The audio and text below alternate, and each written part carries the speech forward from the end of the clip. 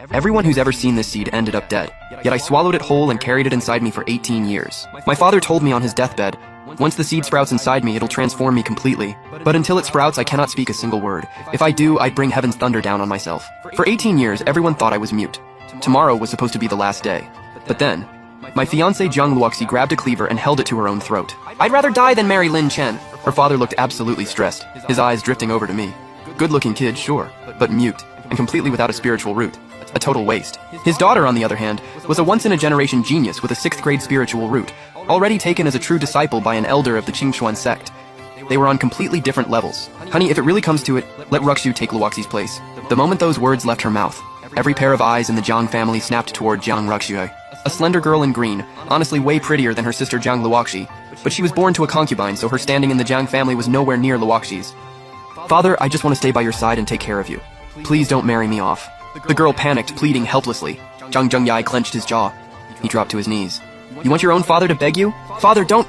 Fine, I'll do it. I'll marry him, okay? The moment she agreed, her eyes were filled with nothing but hurt. Zhang Zhengyai stood back up, visibly relieved, and smiled. Lin Chen, what do you say? I sat calmly in the corner, slowly sipping my tea. The Zhang family never intended to give me Luoxi. This was all planned from the start. Ruxu was always meant to be the sacrifice. I picked up the pen and paper I always carried and wrote, Uncle, don't put Ruxu through this. The Zhang family's taken care of me for 10 years. Consider the engagement dissolved as of today.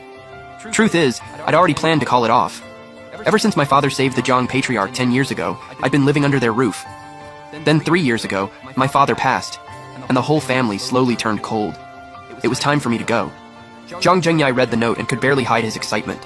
He'd been wanting to kick me out for a while now, but Liu Yingshuang acted all righteous, insisting I stay. I already knew exactly what she was thinking. She wanted to eliminate any threat to her daughter. Marrying me would ruin a girl's entire future. I said nothing, my gaze drifting to Jiang Ruxu, who was silently crying. I let out a quiet sigh. Even if I saved her today, things might only get worse for her down the road. Jiang Ruxu was the only one who'd ever been genuinely kind to me. The year my father died, I fell gravely ill from grief. The Jiang family acted like I didn't exist. It was Ruxu who nursed me back to health. I couldn't bring myself to say no. I agreed. Liu Yingshuang finally cracked a smile. She couldn't wait to get us married off. Jiang Ruxu wiped her tears, eyes still red and swollen, and walked up to me. Come with me. I've got something to say to you too. I followed Jiang Ruxu to her room. It was bare, nothing much to it at all. She walked over to the vanity, opened the mirror drawer, and dug out a small pouch from the corner. Inside were pieces of silver, big and small. Little mute, you shouldn't have agreed. They don't actually want you to marry me. They just don't want to look ungrateful. Once my sister gets into the Qingxuan sect, they'll make your life miserable and find every excuse to drive you out. Take this money and leave the Jiang estate. I don't want you living the way